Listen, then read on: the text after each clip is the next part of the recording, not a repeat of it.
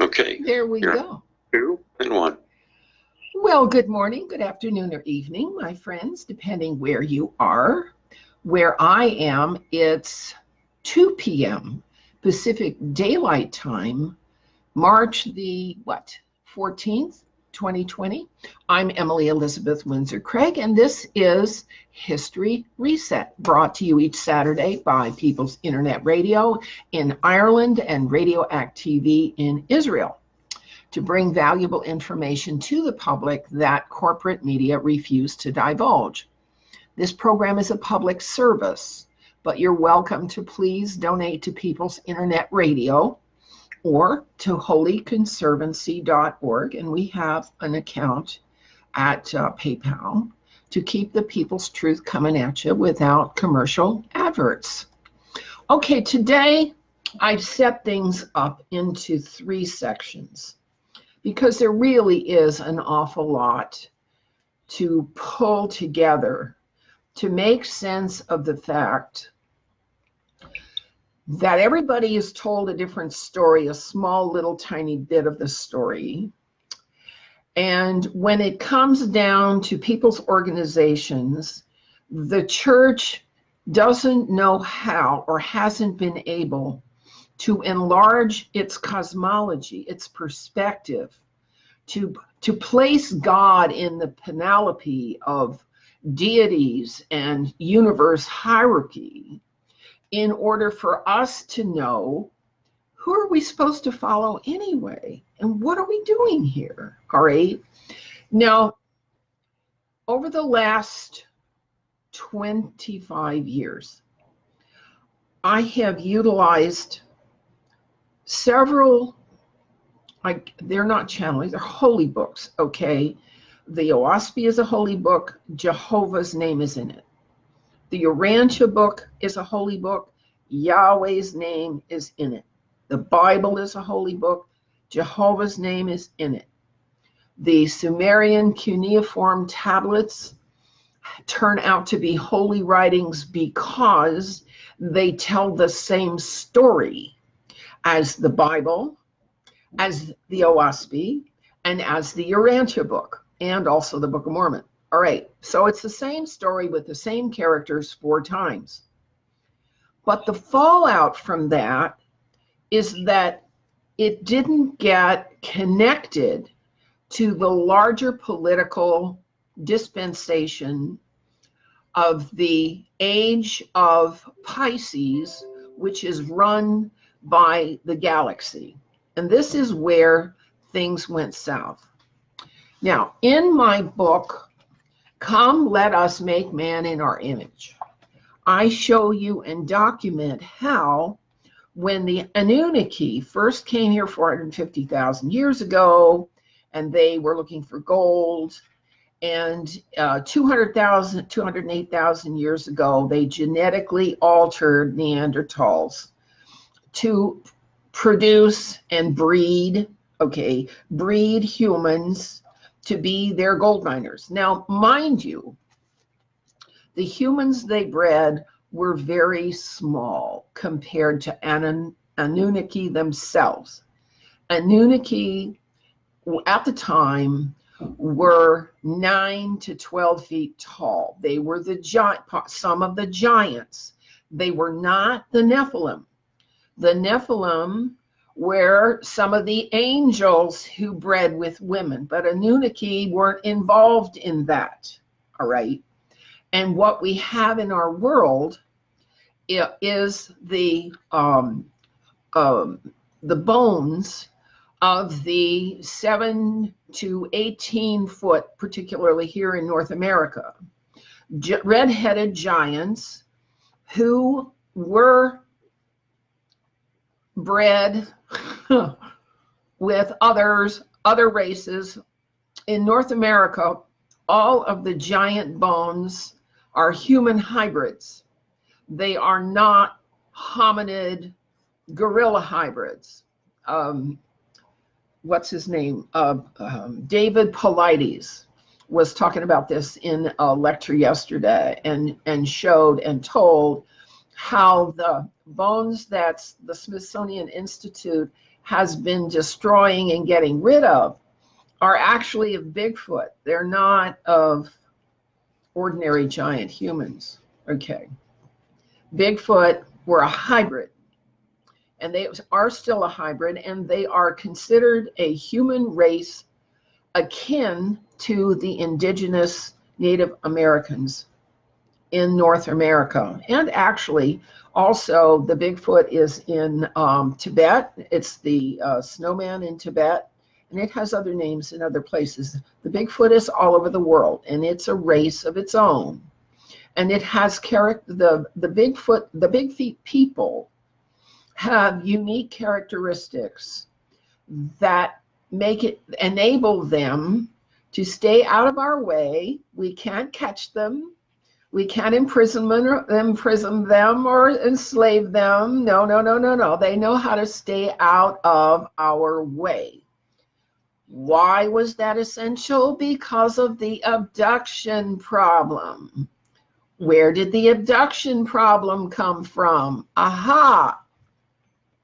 That came from galaxy treaties, which the holy books never talk about.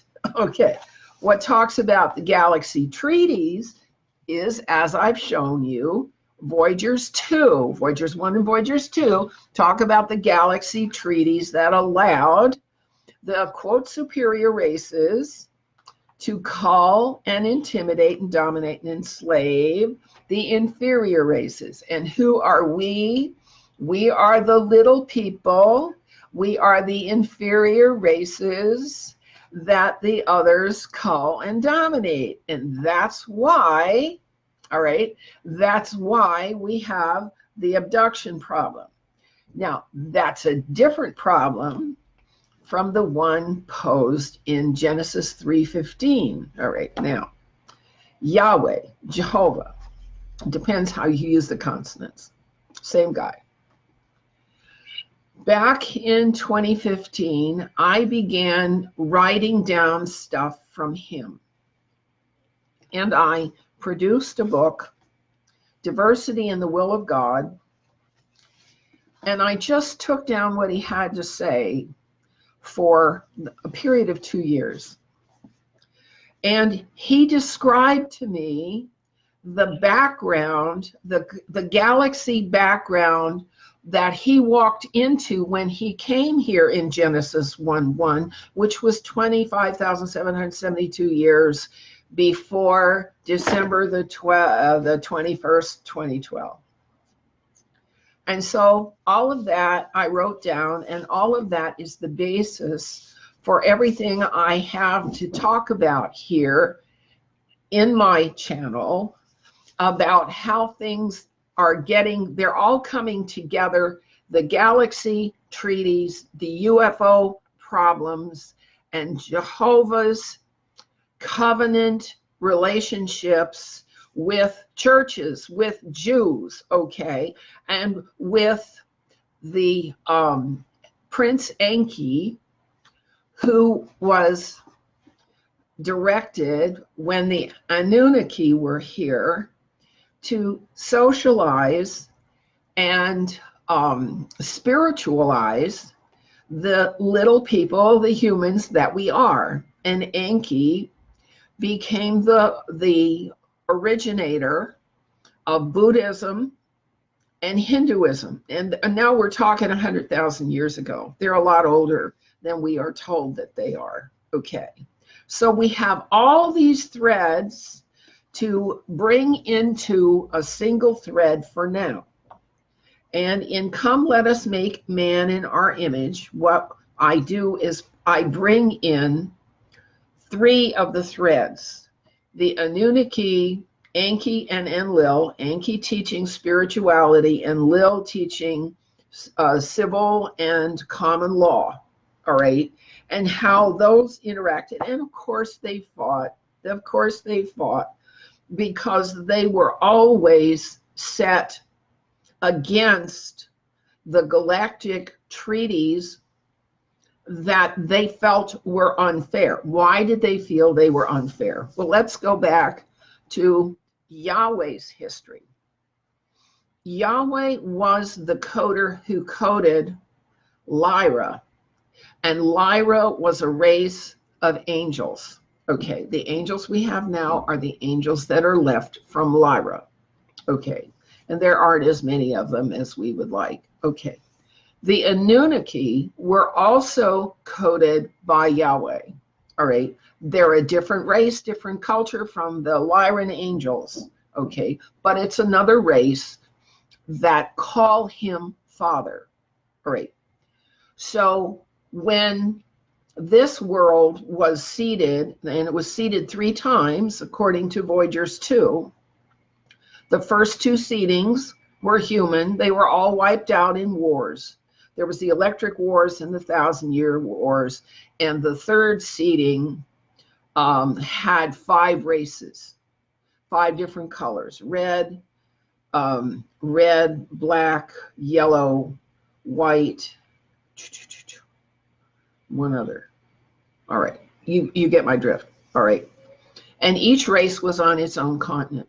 And the reason for that was because the Galactic Treaty states and says that no interracial marriage is allowed, no miscegenation is allowed, because the process of ascension, back in that dispensation, the process of ascension took the individual, subjected him to the disciplines of spirituality so that his ascension was back to his initial race. You mix the races and people don't know where they're supposed to ascend to. And that was the basis for the El-Anu's treaty to forbid racial mixing, which of course went to hell in a handbasket very quickly. All right. Yahweh didn't have a problem with racial mixing the way the galaxy did.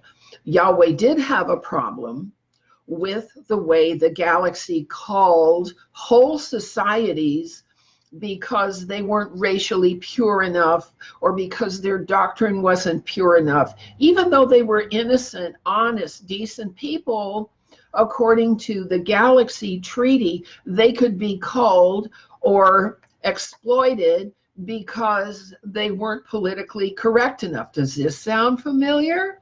Does this sound familiar? Right. Nothing has changed. Nothing has changed. All right. So what we have are bloodlines of spiritual denominations. Okay. And then Yahweh came up with his own idea, because the races weren't supposed to mix. All right.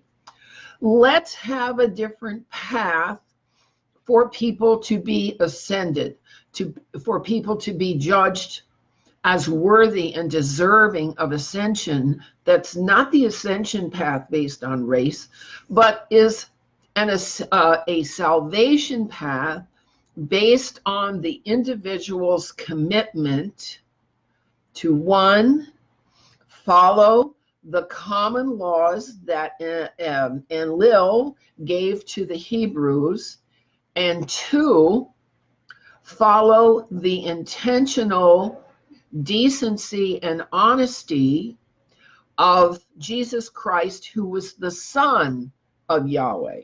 Okay, the Son of Yahweh took the law and applied intentionality to it. So what we have is a world which is being subject to external forces and external abductions, in which there are little people and there are middle-sized people, 7-8 feet tall, and they're giants, okay, in which ideology is expected by the galaxy to be primary, but in which, according to the covenants, the human heart is to be primary. It's complicated. All right. Now we know in the Bible, in Psalm 37, it says, "For the meek themselves shall inherit the earth, and they shall find their exquisite delight in the abundance of peace." Okay, that scripture's there. And it was written like 4,000 years ago. What the churches failed to tell us specifically from the Council of Nicaea and the Council of Trent, is that that scripture was fulfilled from the time that Jerusalem was destroyed in 586 BC, around 500 until 500 AD, there was 1,000 years of peace. And after that was supposed to be the judgment. And that's when the Roman Empire came against Christianity in Europe, okay, and almost effaced all of the Christian one-purse communities that existed. That's why all of the convents and monasteries in the UK and Northern Europe are in ruins, because King Henry VIII decreed that the church was defunct, and he destroyed all of the communal enterprises in Northern Europe. That was the end of that 1,000 years of peace. So what comes next is a judgment. The church didn't keep up with that either, because the church kept looking for a final reset like the flood of Noah's day had been. And so every time the corruption of the people got to a point where they could point to it and say, well, that's an apocalypse, that's the end of the world, they would stage another end of the world, which is what the chivalric and satanic and Luciferian lines of thought would do. And so there were repeated attempts to reset humanity. And this is why we had the Crusades and the Inquisition and the Black Plague and the reset flood of mud floods, one after another. We've had them now for about 500 years, these resets. And they haven't really fixed the problem, because we're still fighting over which is the real holy book, which is the real people of God and kingdom of God, and what are the real rules that our creator self, Jehovah or Yahweh, set out for us. And when you look at those rules, and I'll put the link up again, I put it up every week. When you look at the rules that God gave us, and they're not rules, they're laws of cause and effect. Okay, if you do this behavior, you get this good, you get this outcome. You do that behavior, you get that outcome. Laws of cause and effect, all right? So the laws have been confounded and overwritten and overruled by doctrines and dogmas in churches who have taken the Anunnaki way of thinking mindset and superimposed it over and on top of the covenant of salvation of Jehovah or Yahweh. So they've tangled up.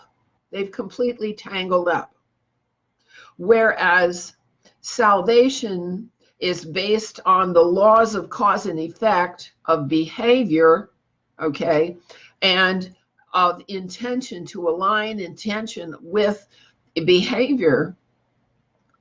The Luciferian faction, which was initiated by an angel, Lucifer, who had a problem with the fact that human societies were so limited in their methods that they weren't able to overcome the problems that we were not facing with giants and ET abductions. So the Luciferians said, we need some new methods to deal with the giants and the ETs. And that's why we have the secret space program today, which is building more armaments and weapons to attack the ETs and the giants. Okay.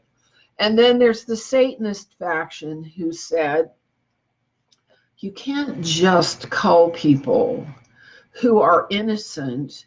You have to teach those people how to be strong and defend themselves. So they got into the egoic and narcissistic ways of thinking, me first, and justice is just us. Okay, that's what Satanism gets into, just us.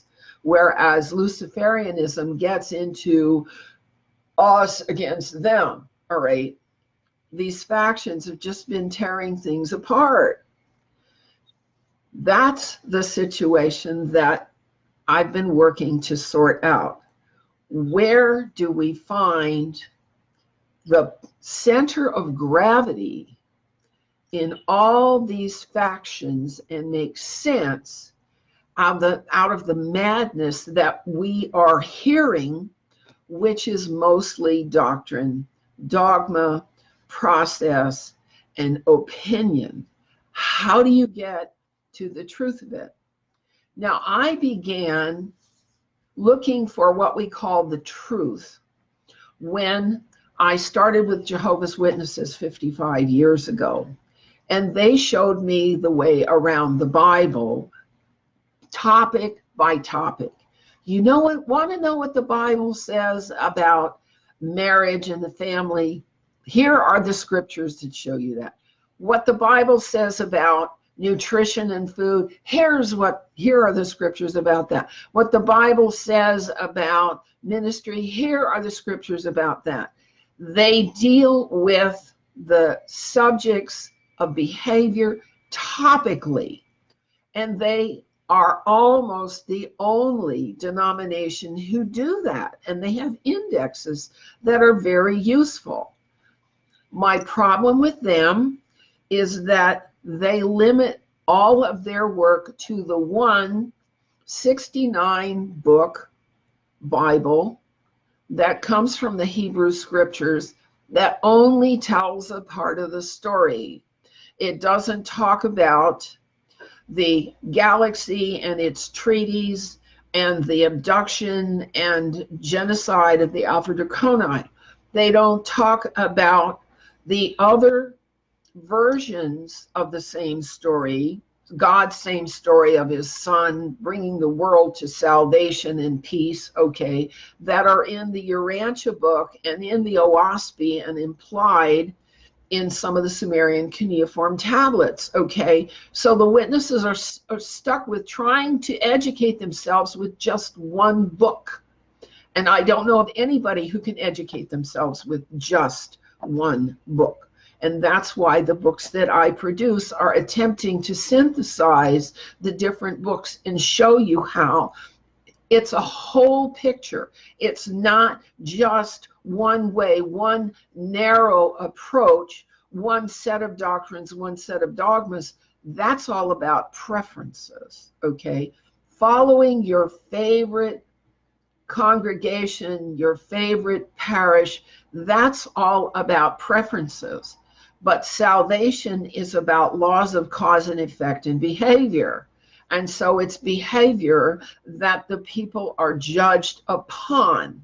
And if you have read the laws of Yahweh, and I'll give you the link again, stupefying, ignorant behavior is judged against. Not knowing what is true is judged against. Avoiding issues is judged against. Narcissism, which has a lot to do with I'm righter than you and we're the righter than them and we're the chosen and nobody else is judged against. That's not the kind of behavior that leads either to a civil society or to peace. And that's why we have divide and conquer. That's why we have protection tax racketeering. That's why we have double dealing, which is called taqiyya in the Quran. That's why we have divide and conquer, which is jihad, okay?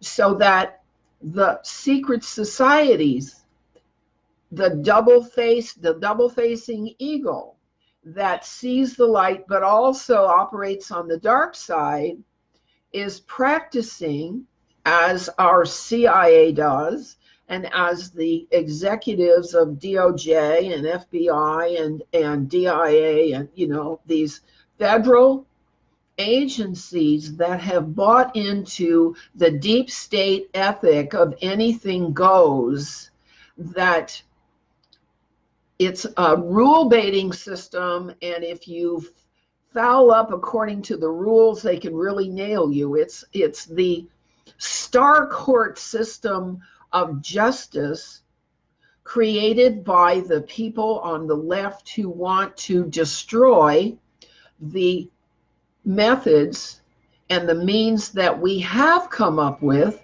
that do solve problems. We have monarchies where a single monarch is the CEO of his corporate rule of law. We have republics where the people vote for representatives in a parliament or a Congress who decide on issues. We have democracies where everybody votes on issues, but they become the tyranny of the 51%. Okay, democracies tend not to work as well as republics, and republics tend, if you've got a good monarch, not to work quite as well as a good monarch, because a monarch is like the CEO of a corporation. The buck stops here, and he does what works for everybody. All right, if you've got a good monarch. Since Henry VIII, there has not been an honest monarch in England, with a possible exception. George III tried very hard in the beginning of his reign. William and Mary tried very hard for a while. Victoria tried for a while till Albert died, and then she went off into occult secrecy. And so the UK monarchy, of which my father was a part, by the time he was born. Yeah? I got a question for you. Yeah, what is it? When did the Saxe-Coburg-Gotha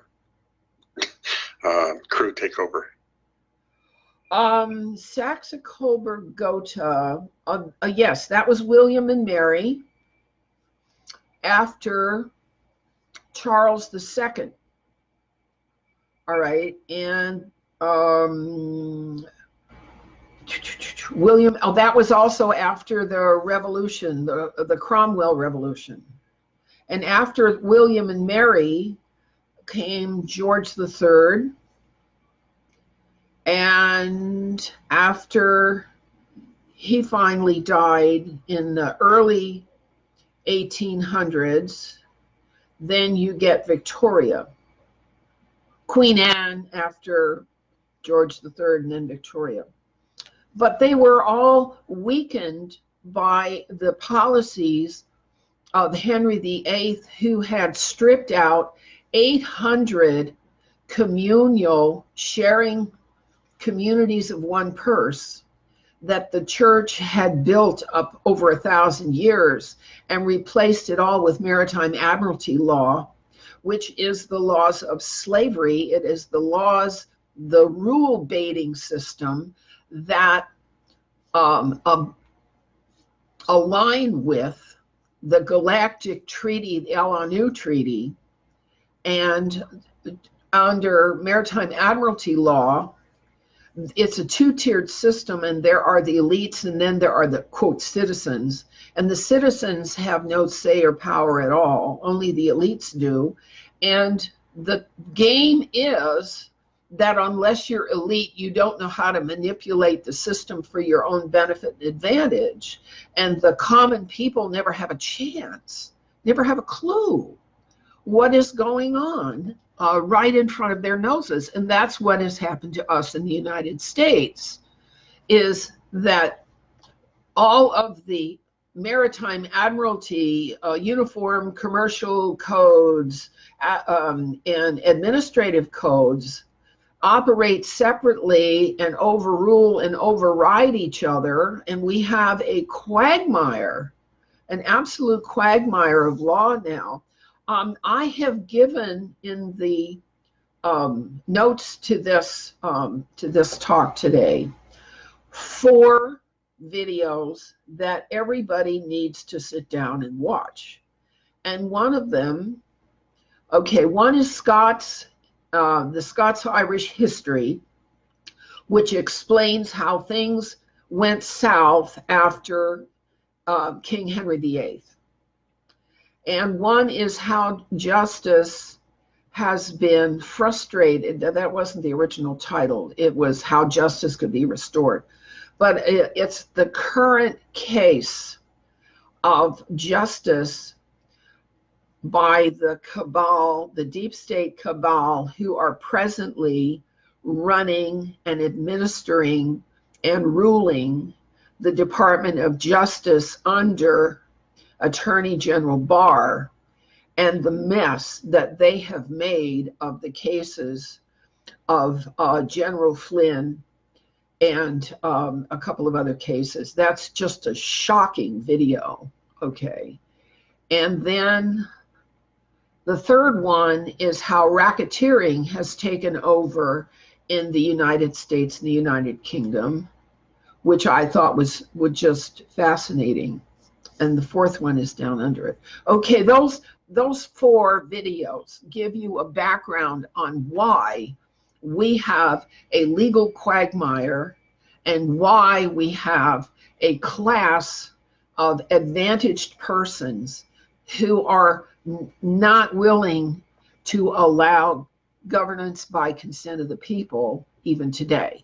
Okay, they have become extremely rich.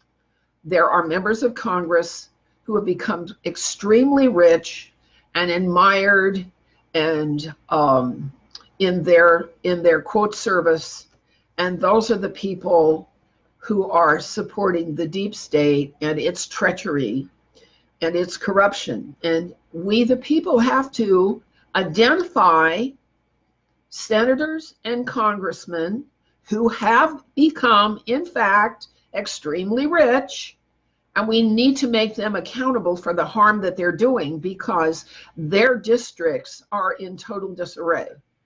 Their districts are an absolute mess. Okay, what time is it? I hit my 35 minutes on section 1. Steve, where are we? Oh, Yes. Are you ready? Yes, I'm ready for a short break. I'm going to get something to drink, and then we're going to get into how do we get the church to mind their business and not everybody else's business. I'll be back in about 5 minutes. Okay. Okay. I don't know if I'm making sense, but I'm trying. Mhm. Yeah, I've got my tea here. All right. And this segment will be much shorter. And then I'll get into health. And in health, I'm going to be talking for quite a while. Okay. Because there's a lot we have to do to confront the problem of the coronavirus and all of the propaganda that's going with that problem. Uh-huh. Yeah, the propaganda is almost worse than the problem. At least unless you have this cold, this terrible cold. Oh dear. So how much time do I have till we start up again with the radio station? 3.5 minutes. 3.5 minutes. Okay. Now, for my friends here at Facebook, I got a message this morning that a couple of my friends haven't been able to even find me online. And as you know, YouTube took my channel down from 3,000 subscribers down to 0. So I had to start over, and I'm only at around 270 there. So my videos here at Facebook get many, many more views than the same videos do at YouTube. All right, and that's just how it is. All right. And I've abandoned Patreon because it's a completely different system from the other two. It's learning a whole new system. And it was just too much of a hassle. Besides, I'm not commercial, you know? I'm not commercial. I'm not doing this for the money, although this time of year, I really could use some donation help because the reason I completely changed my house around today is a friend is in dire straits and she's going to be moving in with me for a while. So I'm without paying rent. So I'm going to have to stretch my resources to help take care of her and her daughter. So that's why I'm bringing my books out and say, hey, if now is a good time when you're all stuck at home anyway, all right, to look at the 3 books that initiate and pull together our real history. Civil Life in Galactic History, Diversity in the Will of God, and Come Let Us Make Man. Because those are the books that I did the original research to pull together all these threads and make sense so you can talk to your children. Because the children get a fragmented version of discrete histories of discrete people without pulling it all together. That doesn't make any sense. We live in a world where the movements of history are incidental to 30 seconds left. Okay. The movements of history are incidental to our history as a world. And we have no coherent world history. We don't even have a chronology that makes sense. There are chronologers, I don't know what you call people. What do you call people who study chronology?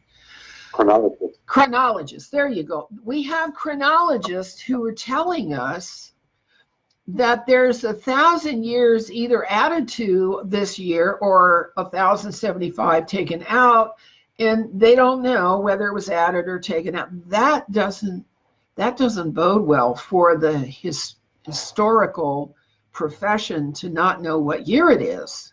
Come on. Okay, back on. Oh, we're back on. Okay. So now I'm going to go to the second part of this, and that is dealing with the community that we are in. Sometimes it's a church, or it could be a bowling league, or a pool league, or what else? A clan, or an ideology. Okay, and we're going to look at how we find out what's common among all of our cultures and all of our ways of being, because it's what is common to life itself that's going to get us through this. Okay, because I hear Spain is on lockdown, France is on lockdown. Okay, and travel to the UK is also going on lockdown. So we're all going on lockdown. Our supply chains are going to be interrupted. Nobody's going to be able to buy any toilet paper. Every store I know of is out of toilet paper. It's so funny. All right, toilet paper and napkins. All right. And so we're going to look for the common denominator. And the common denominator, of course, is how we treat each other. Okay? Do we tell each other our truth? Or are we passing rumors and passing gossip? This makes a big difference. All right? The 4 practices of the imperial mindset are the 4 practices that are being used against us that we have to call down and correct in terms of our law. The first one is lying, which is also called tequila. It's called double dealing. It's called fraud. There are a lot of expressions and words that are lies. Propaganda, okay, propaganda could be lies. Distractions, okay? Distracting events that cause you to avoid or neglect what's important. Those are important lies. And so the first thing we start doing when we realize we're being screwed, we don't know why, is we have to figure out why we're being screwed. Okay. And so we start digging around and we become, if we have any brains at all, we become conspiracy theorists. Why do you want to be a conspiracy theorist? Because of the practices in the US and the UK, intelligence communities and military communities, not so much military, because military really has to keep their cards close to their chest.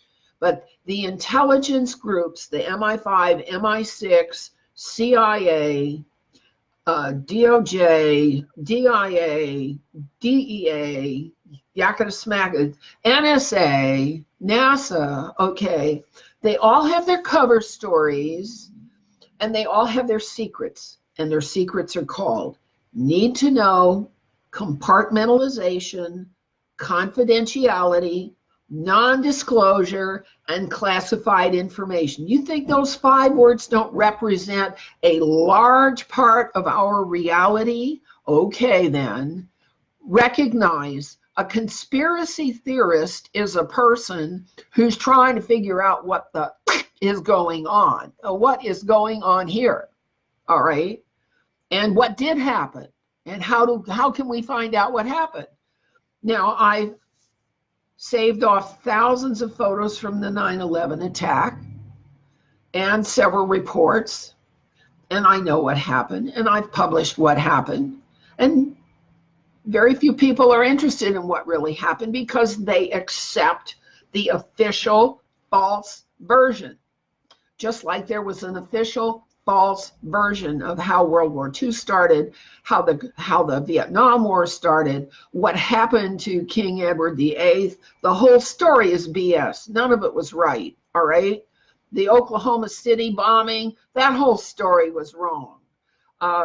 The Waco story, that whole story is enough to make you sick to your stomach. The Philadelphia Move story is enough to make you sick to your stomach, okay? You've got to stop, we've all got to stop accepting these official bullshit stories. You can't, and where they're handing you these stories, these false stories, these made up, confabulated doctrines about what happened, you've got to stop patronizing those people. Don't go there. Don't tune in to where they're lying to you. Skip over those TV channels that repeat over and over and over the talking points of the globalist deep state. Don't accept what you know is wrong. If it's wrong, and you got to just get rid of it.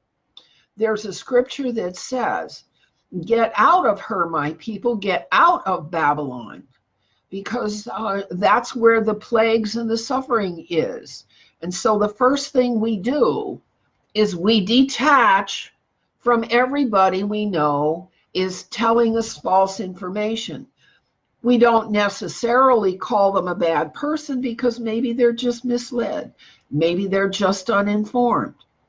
Maybe they just heard a rumor, okay? We can't judge people. And as you notice in these Saturday presentations, I'm not judging individuals.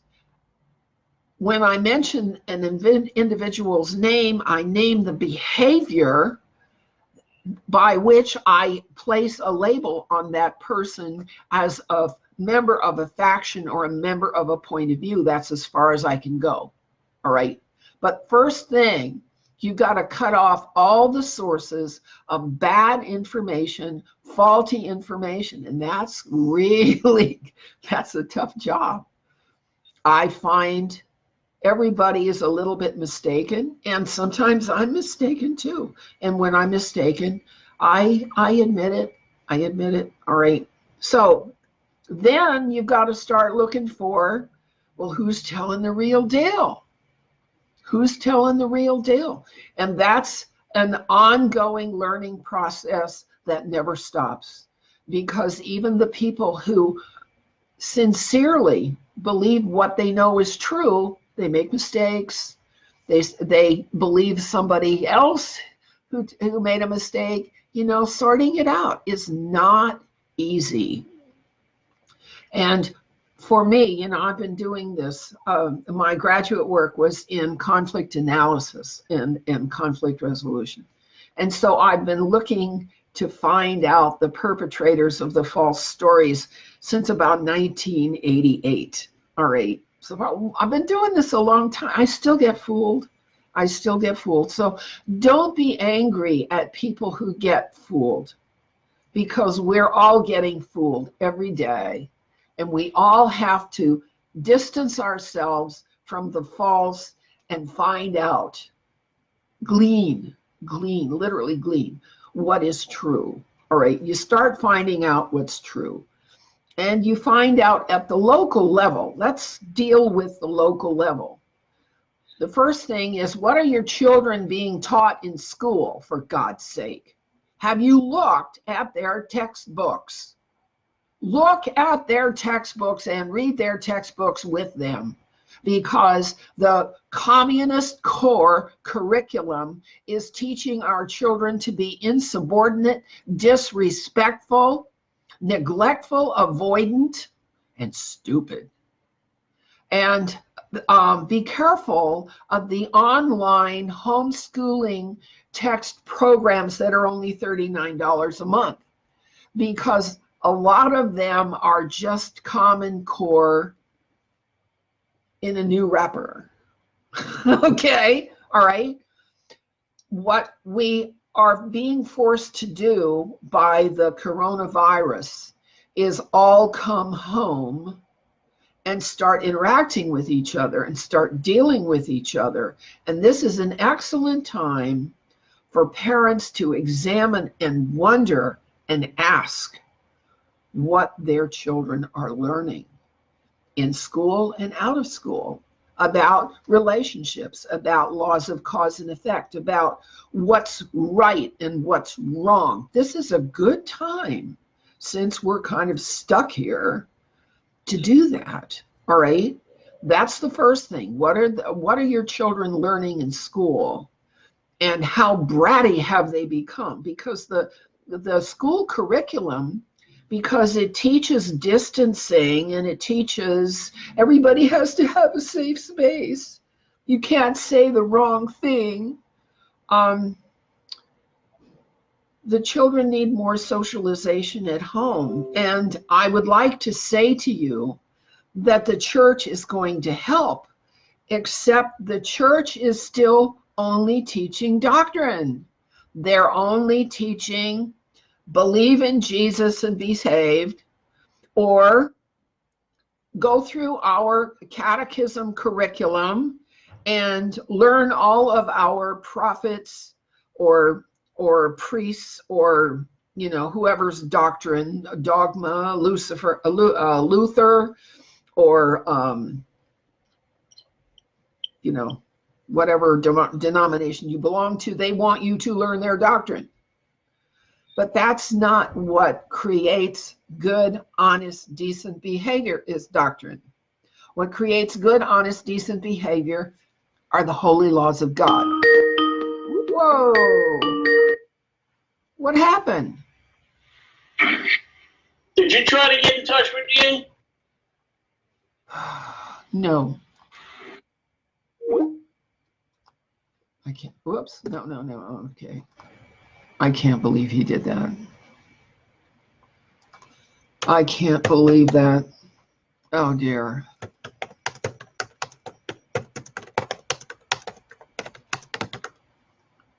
That jerk.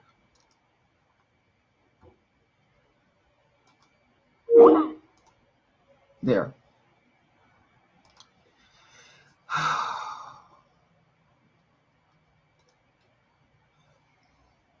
You know how many times he's done that to me?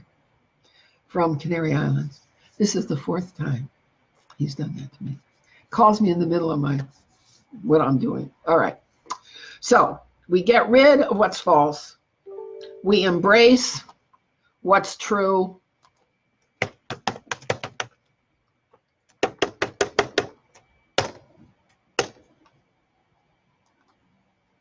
And we start looking at where we're at. Okay, where are we at? What our children are learning in school. What is our financial base?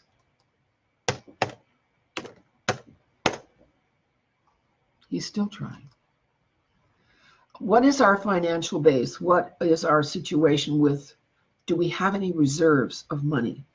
Can we decrease our expenses and our cash flow?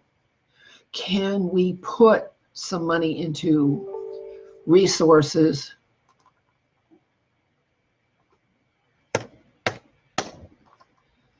like silver coins, or small items that can be easily traded or sold or bartered at a flea market or garage sale or among friends? All right. Items that can be sold and traded among friends or among family. We have to think about whether we have that. Can we bring members into the home and save somebody having their separate rent? Can we bring the kids home?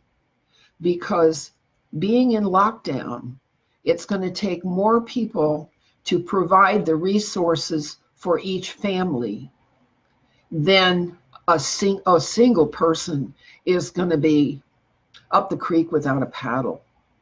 And I have a friend coming to live with me, not just for her sake, but for mine also, because we are now a team of 3 to deal with lockdown, whereas before it was just me, okay? So we have to start looking at our resources, and we have to start discriminating between our preferences and our needs, all right? Because the preferences, I was doing some shopping yesterday, and the joke around town is that everybody's buying all the toilet paper. Well, I hate to tell you this, honey, but with lockdown, as much toilet paper as you have, you can't eat it. You can't eat it. So if you don't have some survival rations in the closet, now's a good time to get it, all right? You have to think about your supply line, your supply chain, all right? Think about your extended family now, okay? Think about minimizing travel now, all right? Bring everybody home. Because I think what's going to happen after all this lockdown, I think what's coming next is a war. Yeah, I think that's what's coming next. We're not being told that. But those of us whose business it is to read in between the lines are seeing that 37,000 soldiers, American soldiers, just went to the Mideast fully equipped, and they didn't do that to have a birthday party, okay? And we aren't being told why they went. All right. So here we are dealing with all these distractions and all of the machinations of the legalists and the, talking about the campaign. They'll talk about the campaign till the cows come home. And I speak of this all the time. They're talking about. That's what these distractions constitute, is talking about talking. Well, we can't pay attention to that. We have to pay attention to what's happening. Behavior is what is important. And so now I'm going to get on to section 3, because I'm only going to go another half hour. And section 3 is dealing with your personal health during the coronavirus. And what I've been told and what I understand is that the coronavirus has symptoms that are similar to or identical to radiation poisoning. and that the 5G level of internet power has the effect of exploding the water molecules in your cells. And what happens when that happens is your body becomes exceedingly acid. And when your body becomes exceedingly acid, you run out of oxygen and you suffocate. Aha. Okay. So one of the things you can do is find out how your... What happened? I don't know. I come back. I went to the bathroom. I come back and it said you were on hold. Did somebody else call you? Yes. The fourth time he called me. All right. All right. So are we back on? Are we continuing?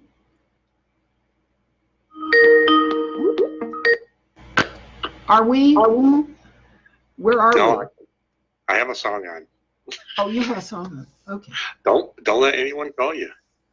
No, this is the same person, and I'm using the word person very carefully, that has done this to me 4 times now. Don't let them call you. I don't know how to stop him. You're back on. Don't answer it. I declined the call. You're back on.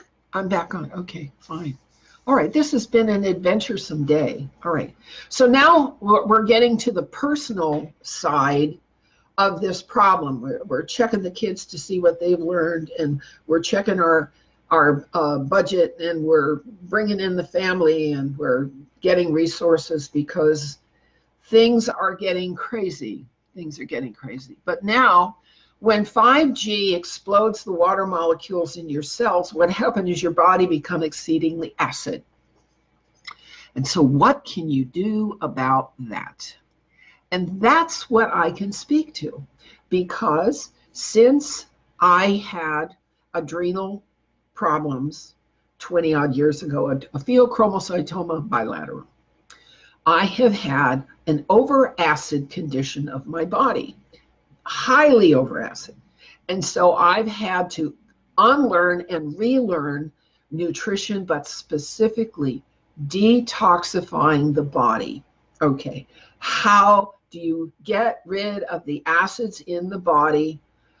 Okay, you can, if you're over 21, you can drink a lot of weak beer, light beer, and if it doesn't affect you cognitively, it's a good source of alkali. Alcohol is an alkali that neutralizes the acid in your body. And this is why so many guys practically live on light beer. And if it doesn't affect them cognitively, that's not a bad thing to do. And of course, red wine serves the same purpose. But there are other foods that are alkaline. Fresh fruits and vegetables, lots of greens, beans, and dried fruits, and seaweed are all alkalizing foods. But if you eat nothing but alkalizing foods, I have to tell you, it gets boring. Okay, it really does.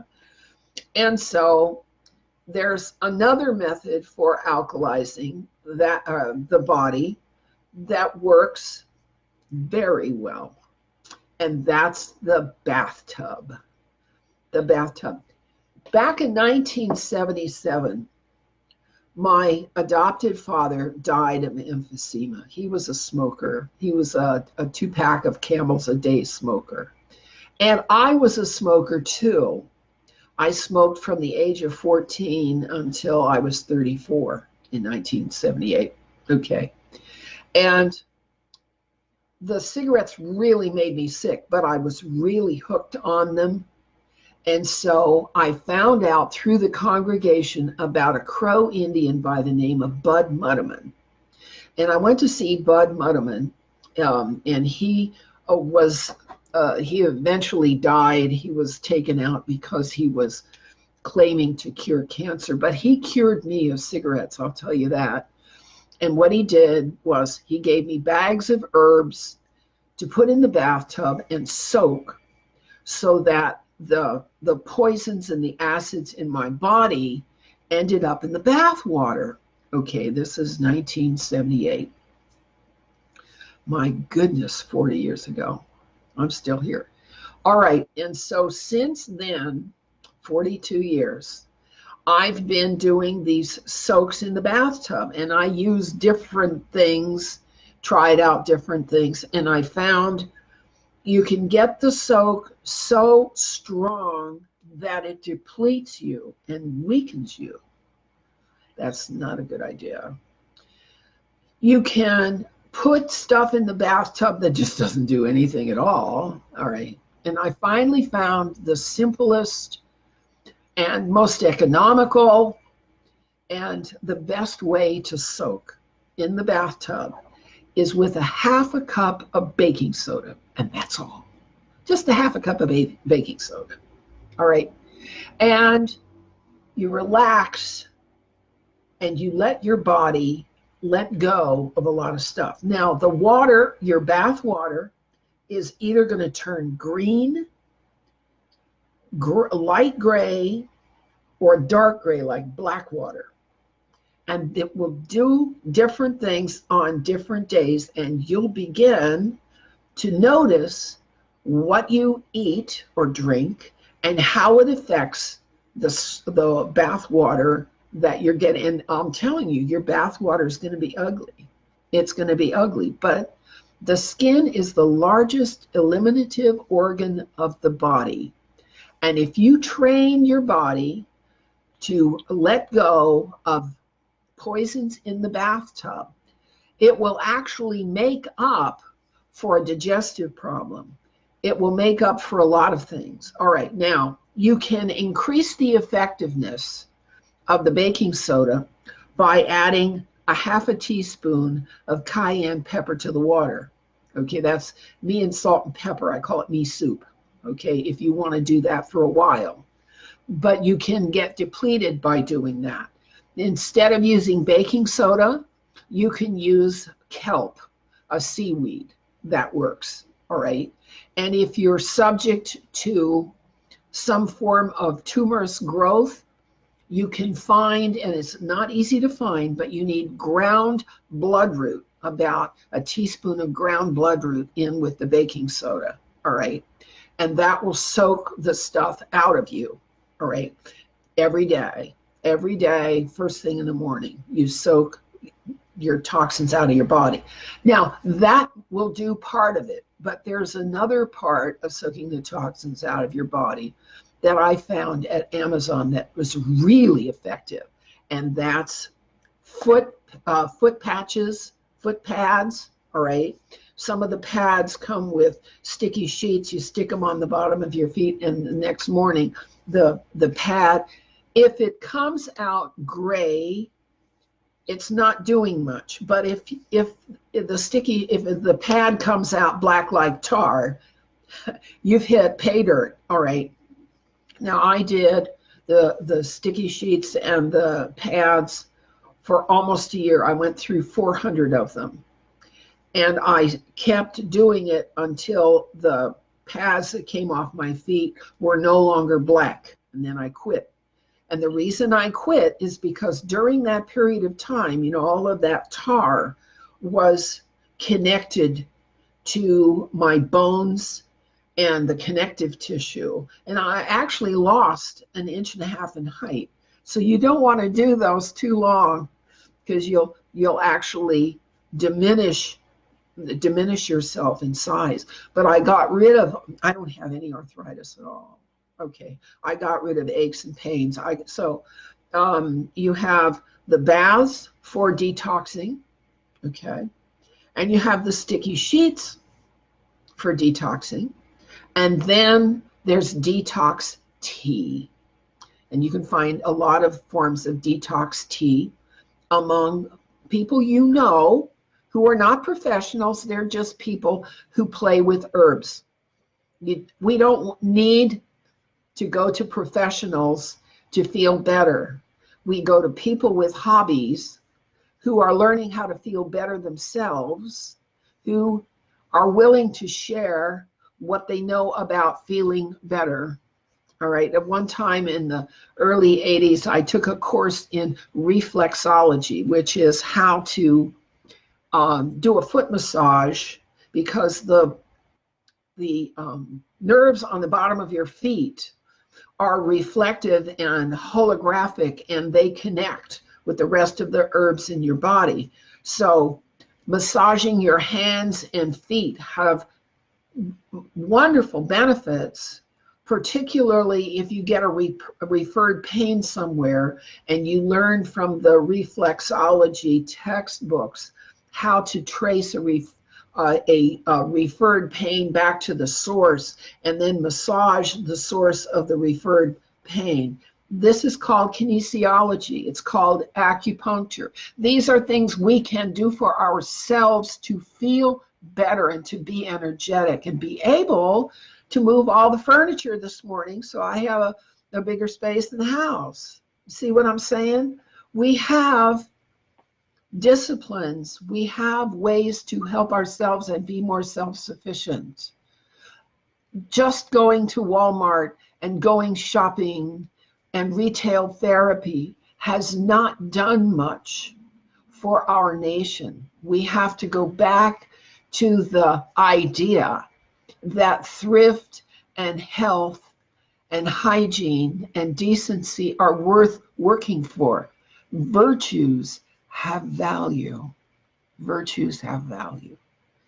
Let's return to our virtues. Now, what I'm going to do right now is turn off the Facebook, finish up here at Facebook, and go back over to People's Internet Radio and pick up my questions over there. But I wanted you friends at Facebook to realize that we have a lot of resources that we don't know about because we're busy dealing with the mainstream distractions and mainstream propaganda. So I'm going to leave you on that point, and we'll see you next week. Thanks, Facebook friends, for coming. Bye-bye. There we go. That's